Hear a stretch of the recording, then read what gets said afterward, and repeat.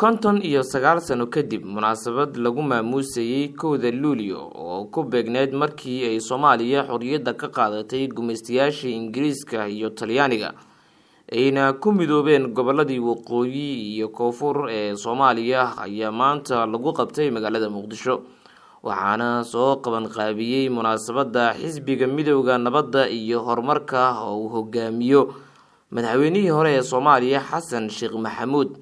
munaasabadda ayaa waxaa ka qayb galay madaxda xisbiga xildhibaano ka kala socday labada aqal ee baarlamaanka Soomaaliya iyo taageerayaasha xisbiga waxaana laga jeediyay madasha khudbado qiiro leh oo ka hadlayay qiimaha xorriyadda iyo halgankii loo soo maray helista xorriyadda Soomaaliya.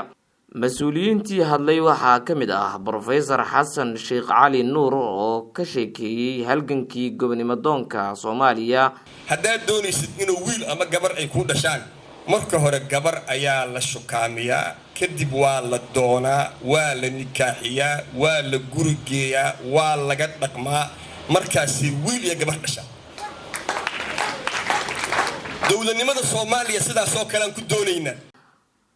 dhanka kale waxaa madasha ka hadlay xildhibaan Faarax Cabduqaadir oo ka faallooday muhiimadda maalmaha xorriyadda Soomaaliya.